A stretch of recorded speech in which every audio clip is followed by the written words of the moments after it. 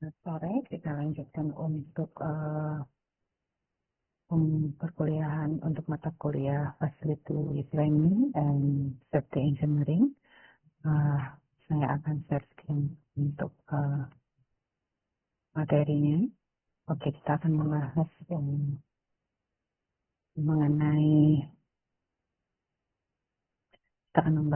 accident and their effects and the risk of accident caution. Di pertemuan hari ini kita akan membahas tentang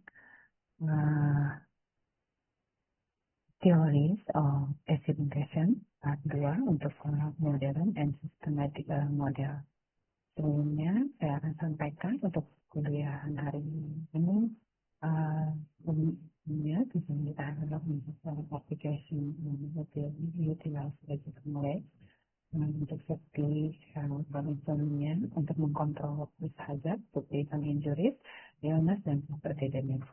Textbook yang kita gunakan adalah di buku Native Plastic 2019 yang berjudul Manufacturing Facilities Design and Material Handling yang oleh Wesa Payet for the University of West.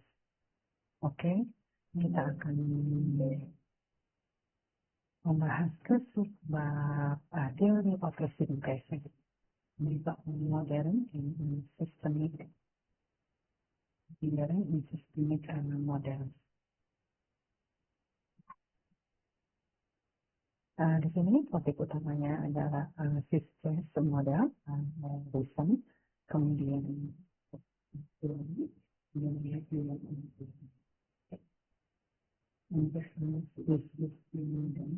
itu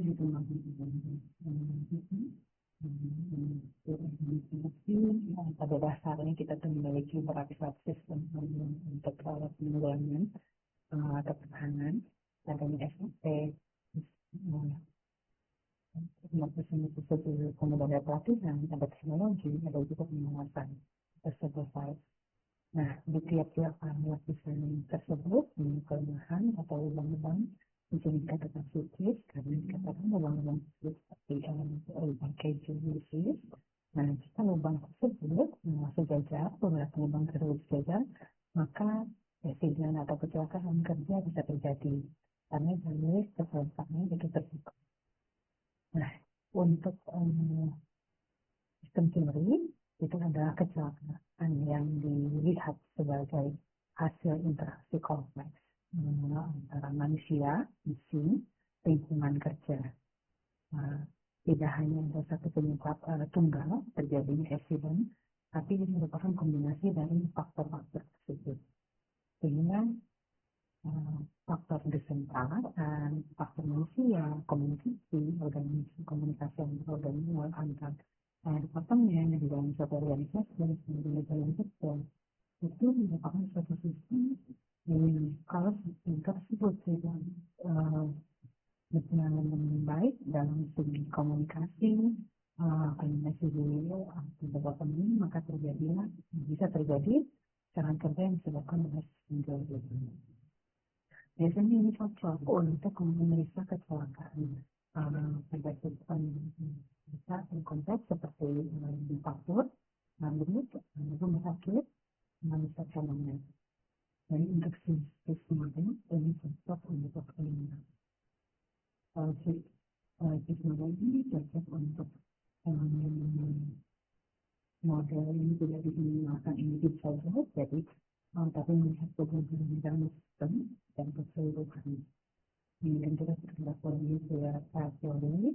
Ini adalah teori ini fokus pada perilaku manusia dengan konteks perawatan kerja. Kecelakaan ini terjadi karena tidak konsistennya mengikuti aturan yang sudah ada atau tidak abai terhadap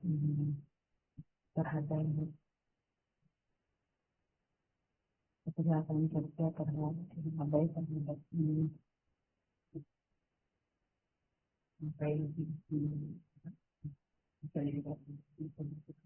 tidak ingin jangankan ini adalah behavior atau kemudian budaya kerja juga itu yang pengaruh dengan budaya kerja yang ada di sini. Jadi kemudian kalau sudah bulan tadi biasanya kita menggunakan observasi, jadi perilaku, dan juga employer. Ini pasti sudah perlakuan yang juga semakin berbeda.